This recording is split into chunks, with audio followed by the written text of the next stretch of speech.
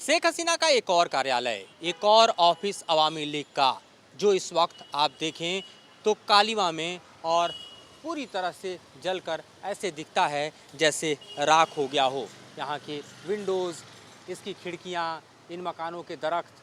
सिर्फ और सिर्फ आप दीवालों पर इन कालिक को मत देखिए, बल्कि हुई तोड़फोड़ और यहाँ पर जो लूट है उसको भी यहाँ आप देख सकते हैं। ये पूरा का पूरा अवामी लीग के ऑफिस पर जब आंदोलनकारियों का गुस्सा फूटा तो इस गुस्से का किस तरह से ये पूरा का पूरा मकान, ये इमारत शिकार हुआ, इसका दृश्य यहाँ पर आपको दिखाई दे रहा है। ये सफ़ेद जो दरअसल इन दीवारों के रंग थे वो अब हमले के बाद काले हो गए हैं। यहाँ पर जो मकानों के ऊपर हरियाली थी वो जलकर खाक हो गई है। जो गमले लटके हुए थे जिनमें सुंदर फूल थे, अब वहाँ पर आपको सिर्फ जले हुए खार नज़र आ रहे हैं। और किस तरह से दरअसल ये पूरा का पूरा इलाका जला है, ये पूरा का पूरा वैंडलिज़म हुआ है, आर्सन हुआ है, आगजनी हुई है, यहाँ पर इसका दृश्य आप देख सकते हैं। ख़ास तौर पे आपको ये बताएं कि जिस तरह से अभी भी ढाका एक तरह से अपने पुराने स्वरूप में लौट तो ज़रूर रहा है, लेकिन ये ऐसी तस्वीरें हैं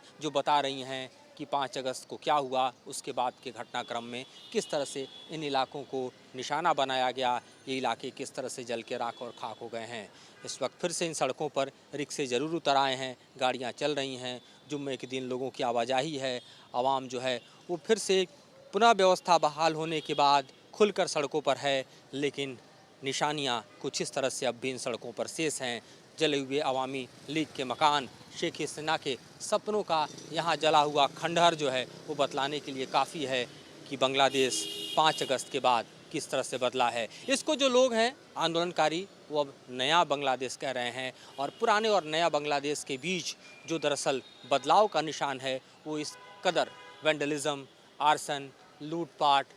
इस तरह के हमले और अवामी लीग के इस तरह के दफ्तर से होकर गुजरा है, जिसे हम आपको अपने कैमरे के ज़रिए दिखा रहे हैं। तो नया बांग्लादेश क्या होगा ये तो भविष्य तय करेगा, लेकिन पुराने बांग्लादेश से जो तथाकथित नया बांग्लादेश कहा जा रहा है उसके बीच का फासला कुछ इस तरह से कालिक भरी दीवालों से दिखाई देता है।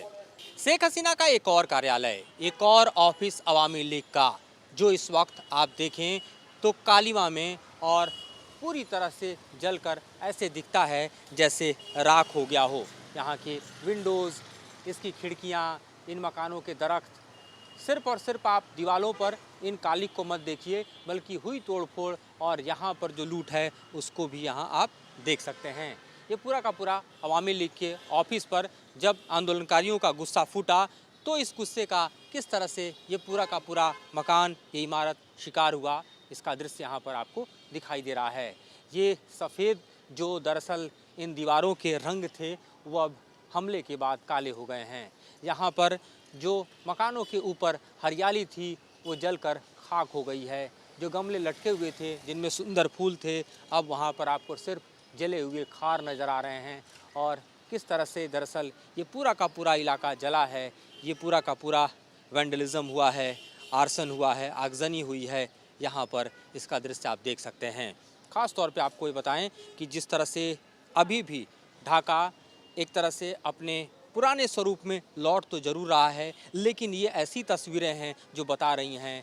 कि 5 अगस्त को क्या हुआ, उसके बाद के घटनाक्रम में किस तरह से इन इलाकों को निशाना बनाया गया, ये इलाके किस तरह से जल के राख और खाक हो गए हैं। इस वक्त फिर से इन सड़कों पर रिक्शे ज़रूर उतर आए हैं, गाड़ियाँ चल रही हैं, जुम्मे के दिन लोगों की आवाजाही है, आवाम जो है वो फिर से पुनः व्यवस्था बहाल होने के बाद खुलकर सड़कों पर है, लेकिन निशानियां कुछ इस तरह से अब भी इन सड़कों पर शेष हैं। जले हुए अवामी लीग के मकान, शेख हसीना के सपनों का यहाँ जला हुआ खंडहर जो है वो बतलाने के लिए काफ़ी है कि बांग्लादेश 5 अगस्त के बाद किस तरह से बदला है। इसको जो लोग हैं आंदोलनकारी वो अब नया बांग्लादेश कह रहे हैं, और पुराने और नया बांग्लादेश के बीच जो दरअसल बदलाव का निशान है वो इस कदर वैंडलिज़म, आर्सन, लूटपाट,